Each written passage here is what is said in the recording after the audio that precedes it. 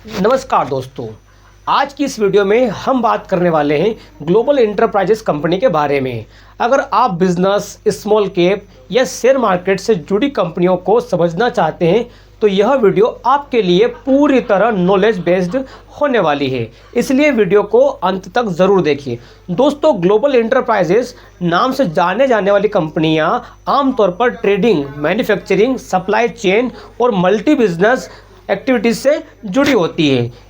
इस तरह की कंपनियां अलग अलग इंडस्ट्री में काम करके अपना बिजनेस को एक्सपेंड करती हैं, जैसे कि इंपोर्ट और export, commodities trading, industrial supply या फिर बिजनेस टू बिजनेस सर्विसेज। अब अगर हम ग्लोबल इंटरप्राइजेस के बिजनेस मॉडल को आसान भाषा में समझे तो इसका मतलब होता है अलग अलग सेक्टर में बिजनेस के अवसर तलाशना और ग्लोबल या कमोडिटी मार्केट में प्रोडक्ट या सर्विस की सप्लाई करना।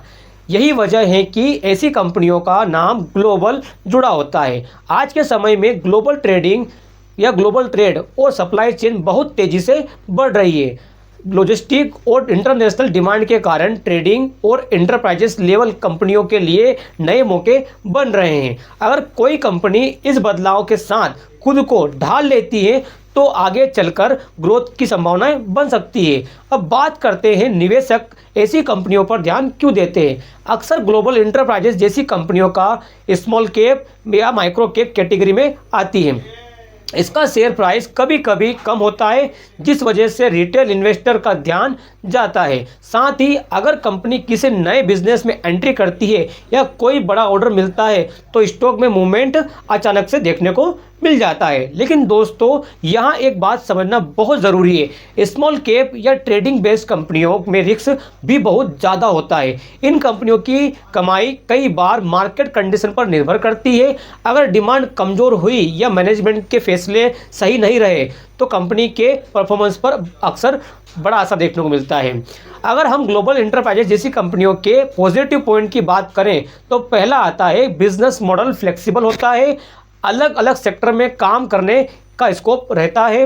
अगर सही समय पर सही बिजनेस पकड़ा जाए तो ग्रोथ की संभावनाएं बढ़ सकती है। वहीं दूसरी तरफ रिस्क फैक्टर भी नज़रअंदाज नहीं किया जा सकता है। कभी कभी फाइनेंशियल डेटा लिमिटेड होता है, रेवेन्यू उतार चढ़ाव रहता है और लॉन्ग टर्म विजिबिलिटी साफ नहीं होती है। इस वजह से सिर्फ नाम या कम कीमत देखकर निवेश करना सही नहीं माना जाता। इसलिए दोस्तों, अगर आप ग्लोबल इंटरप्राइजेस जैसी किसी कंपनी में दिलचस्पी रखते हैं तो आपको कुछ चीज़ें ज़रूर चेक करना चाहिए, जैसे कि कंपनी का latest business update, quarterly result या डेट और कैश फ्लो और प्रमोटर की भागीदारी। साथ ही यही भी देखें कि कंपनी का भविष्य को लेकर क्या प्लान हो रहा है।